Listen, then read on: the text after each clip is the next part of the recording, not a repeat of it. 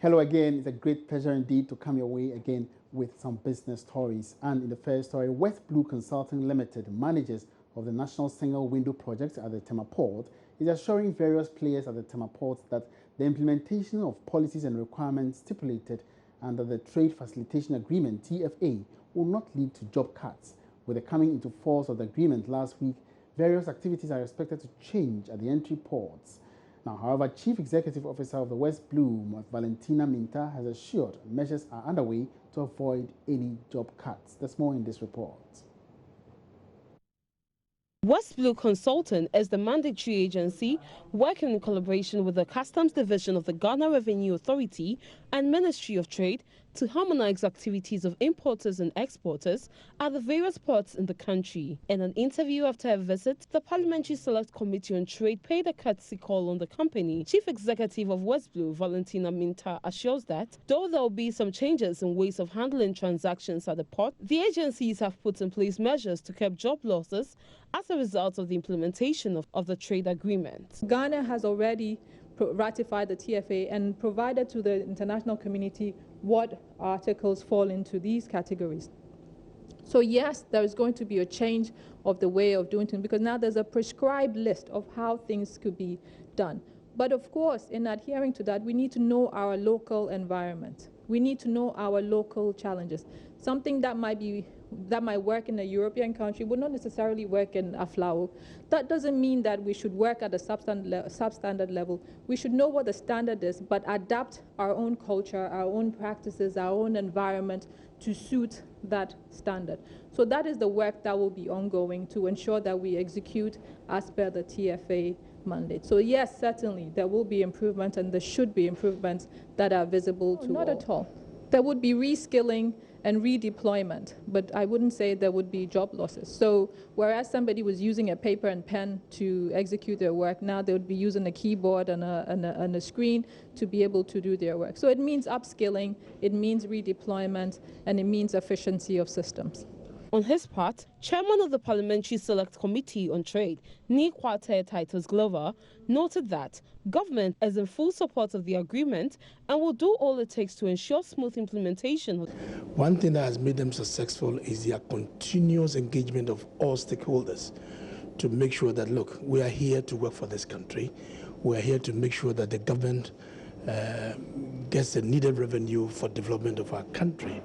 And for them to engage all stakeholders and to continue to engage them, I think that is very key in the success of the work that they are doing. So should there be any problem that they have, the committee, our work is to make sure that institutions that falls within the Ministry of Trade and Industry, and for that matter, where we have an oversight on that ministry, it is our duty to make sure that we harness some of these challenges and difficulties that are coming up. So by and large, I can say that our meeting has been very successful. They are doing so well, and we need to give them the pat on their shoulder to continue to do the best for this country. The new trade agreement adopted by the World Trade Organization requires all member countries to ensure maximum reduction of trade barriers along its ports and the provision of services that will smoothen trade transactions among member countries. The government of India, through the Trade Promotion Council of India, TPCI, is sending 50 Indian companies to Ghana as part of efforts to boost trade and strengthen bilateral ties. The initiative, which was launched in Accra on Monday, is expected to see India's total investment to Ghana shore up to $230 million. Here's more in this report. The Trade Promotion Council of India, TPCI, says the main reasons for the business delegation to Ghana is to establish new businesses and explore the scope of investment in Ghana, as well as improve existing relations with the country. Joint Director General of the Trade Promotion Council, Kapil Gupta, tells Joy Business the decision to invest in Ghana is based on government resolve to expand the private sector. Indo-Ghana relationship have been warm and friendly with us, and with the new government in place, we are looking forward for a great synergy together. And we are very optimistic that new government will open new avenues and new policies for the other part of the countries to come and invest in Ghana. The multi-sectoral Indian business delegation is expected to meet with about 200 Ghanaian businesses.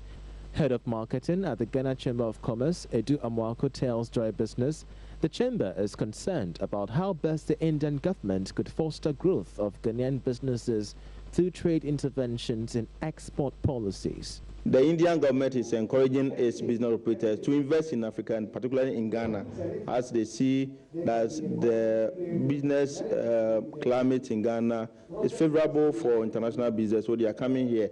And we want to take advantage and be able to partner them to establish companies and produce a lot of the product that we are importing directly into Ghana as finished product.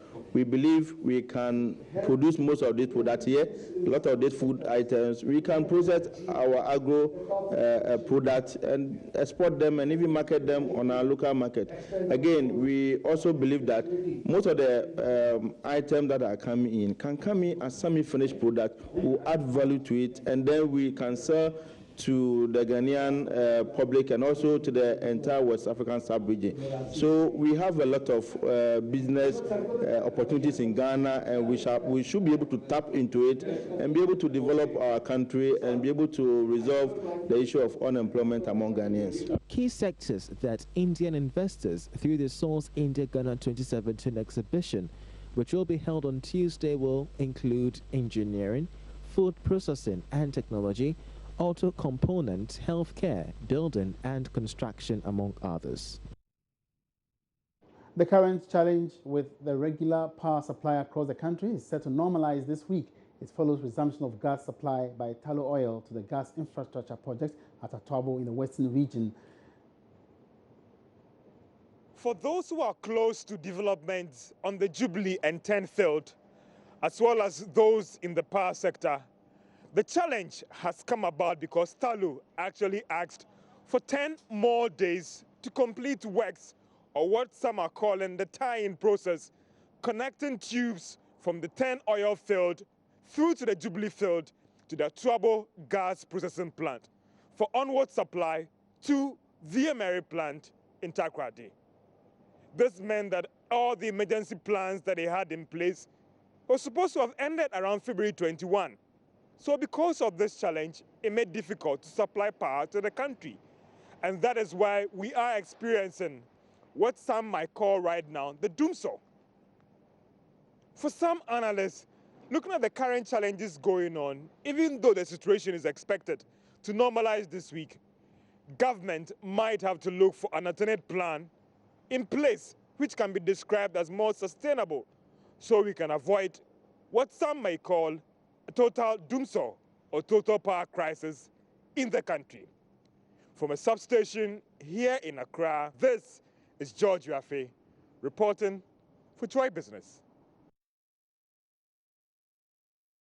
And meanwhile, the Director of Public Affairs and External Affairs at the Public Utilities Regulatory Commission, PURC, Nanaya Jantwa, says they will demand a timetable from the utility companies over the current outages.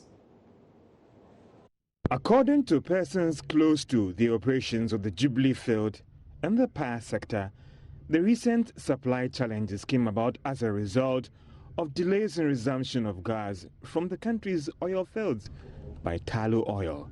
This because Tullow, per the original plan, was supposed to have completed the tie-in works on February 21. However, had to ask for 10 more extra days because of challenges in completing the works. Development that meant that Emery may have some challenges in getting gas for production over 200 megawatts of power. This because the emergency measures that was put in place was expected to end by that time. But Joy Business is learning this morning that gas supplies from the Jubilee and the 10th field resumed yesterday evening.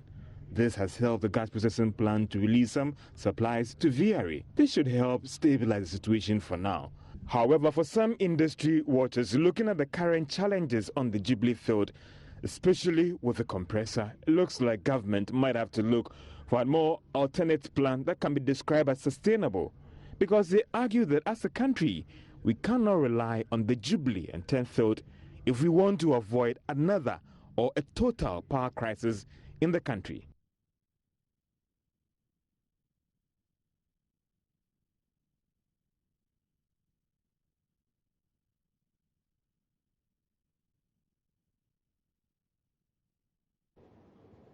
Now, Finnish company HMD Global OY has unveiled a range of new phones, including a redesign of the classic Nokia 3310 in a bid to win back mobile consumers. Many consider the original handset iconic because of its popularity and sturdiness.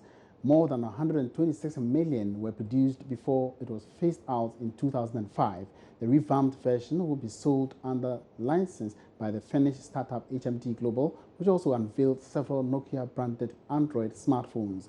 HMD also showcased the re-release of the Nokia 3310, a lower-cost feature phone first sold just under 17 years ago. The release is the first major push by AMD to revive Nokia's glory days as a global mobile producer.